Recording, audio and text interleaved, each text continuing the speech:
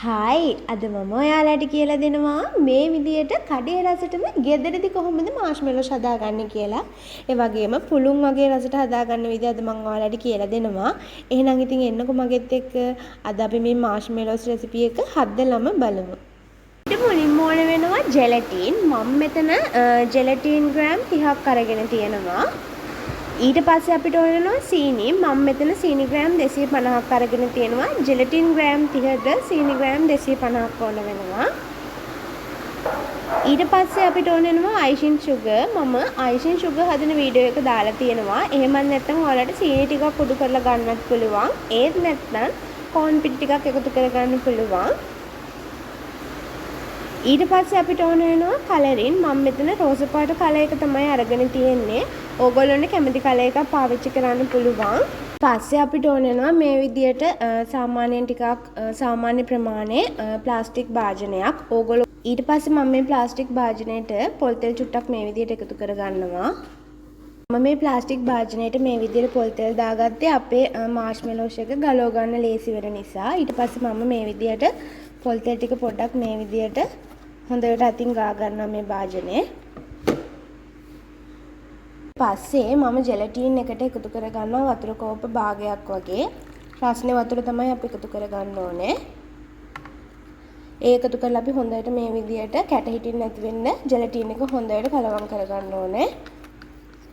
මේ විදියට දිය කරගත්ත ජෙලටින් එක අපි දැන් පැත්තකින් තියාගමු. මේක මම භාජනයක් ලිපේ තියලා අපේ සීනි ටික මේ විදියට එකතු කරගන්නවා. අපි මේක හදාගද්දී අමතක නොකරම අපි කරගන්න ඕනේ දෙයක් තමයි ගින්දර වැඩි කරගන්න නැතුව සාමාන්‍ය ගින්දරේ තමයි අපි මේක හදාගන්න ඕනේ.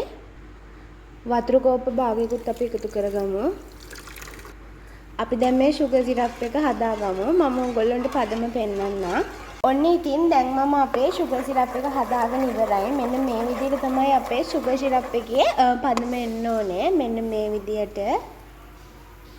මෙන්න මේ විදිහට වක් කරද්දී අන්තිම බිඳුව මෙන්න මේ විදිහට හිමින් හිමින් වගේ වැටෙනවා නම් තමයි අපේ පදම හරියන්නේ. දැන් මම මේකටම දිය කරගත්ත අපේ ජෙලටින් ටිකත් මේ විදිහට එකතු කරගන්නවා. ඔක්කොම ටික අපි එකතු කරගමු.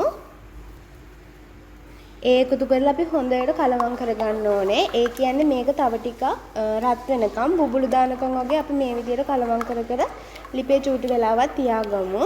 ඔන්න ඉතින් මේ විදිහට බුබුලු දාගෙන ඉද්දී අපි දැන් මේක ලිපෙන් අයින් කරගමු. ඔන්න ඉතින් අපි දැන් ලිපෙන් බාගත්ත මිශ්‍රණය මේ විදිහට වෙනම භාජනයකට දාගමු. දාලා අපි මේක විනාඩි 2ක් විතර පැත්තකින් තියලා තියාගමු දැන්. දැන් අපි මේක හොඳට බීට් කරගන්න ඕනේ. බීට් කරගන්න ඕනේ අපි බීට් එකේ හයි ස්පීඩ් දාලා මම ඔයගොල්ලන්ට මේකෙත් පදම පෙන්නන්නම්.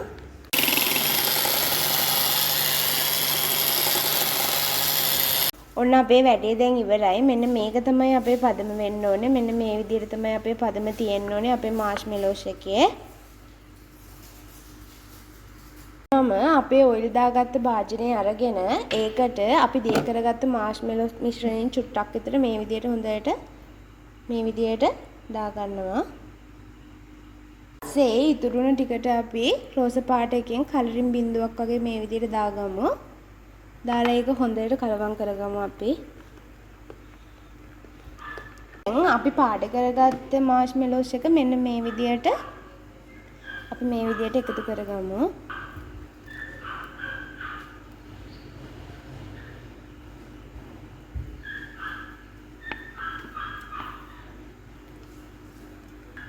එකතු කරලා ඉවරලා අපි හැන්දකින් මෙන්න මේ විදිහට චුට්ටක් විතර අපි උඩින් හදාගමු. අපි දැන් මේක සෙට් වෙන්න පැත්තකින් තියලා තියමු පැය භාගයක් විතර. මේක ඔන්න දැන් අපේ මාෂ්මෙලෝස් එක හොඳට සෙට් වෙලා තියෙන්නේ. අපි දැන් මේක හිමින් හිමින් අයින් කරගමු. මේ විදිහට කටින් බෝඩ් එක අරගෙන ඒක උඩට මේ විදිහට අයිසින් සුගර් ටිකක් දාගන්නවා. අපි මේක එකතු කරගන්නේ අපේ මාෂ්මෙලෝස් එක හොඳට කෑලි වලට කපා ගන්න පුළුවන් වෙන්න ඕන නිසා. මෙන්න මේ විදිහට අපි ගලවගෙන ඊට පස්සේ අපි මේක උඩටත් මේ විදිහට සුගර් ටිකක් දාගමු. හොඳට දාගන්න ඕනේ නැත්නම් අපිට මේක කපා ගන්න චුට්ටක් විතර අමාරු වෙන්න පුළුවන්. මේ විදිහට දාගෙන අපි හොඳට තවර ගන්න ඕනේ. ඔන්න ඉතින් අපි මේක දැන් හිමින් කපා ගන්න තමයි තියෙන්නේ. ඔයගොල්ලන්ට කැමති ප්‍රමාණයට කපා ගන්න පුළුවන්. ඉතින් අපි කපනකොටත් මේක චුට්ටක් මේ ටිකක් ප්‍රවේශමෙන් තමයි අපි කපා ගන්න ඕනේ. ඒක නිසා අපි හිමින් වෙලාව අරගෙන අපි මේක කරගමු.